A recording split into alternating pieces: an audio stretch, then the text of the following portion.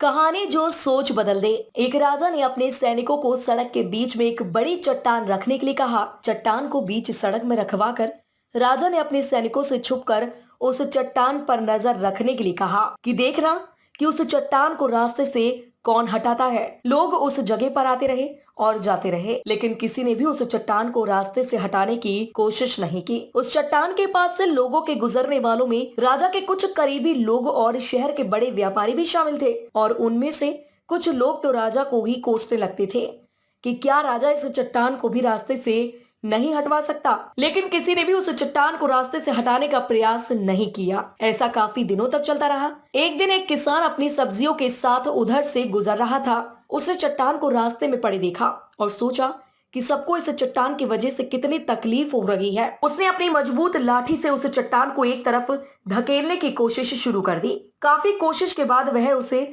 सड़क से हटाने में कामयाब हो गया। चट्टान रास्ते से हटाने के बाद किसान अपनी सब्जियों को उठाकर जाने ही वाला था कि अचानक उसकी नजर एक पोटली पर पड़ गई, जो ठीक उसी जगह पर पड़ी थी जहां से उसने वह चट्टान हटाई थी। उसने उस पोटली को खोलकर देखा तो उसमें सोने के कई सिक्के थे, और उन सिक्कों के साथ राजा का एक संदेश भी था, जिसमें लिखा था कि ये सोने के सिक्के उनके लिए हैं जो इस चट्टान को रास्ते से हटाएगा। दोस्तों, बिल्कुल ठीक इसी तरह हम सबकी लाइफ में भी कई परेशानियां आती हैं।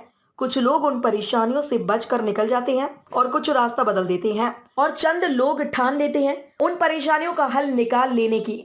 और ऐसे ही लोग मुश्किलों में संभावनाएं और संभावनाओं में छिपे अवसर खोज लेते हैं। मजबूत इरादे और नेक दिल के साथ किए गए कोशिशों के परिणाम हमेशा ही अच्छे आते हैं। इसलिए जीवन में परेशानियों से घबराओ मत, बल्कि उन परेशानियों को हल करने की कोशिश करते हुए जीवन सफर में आगे बढ़ते रहो।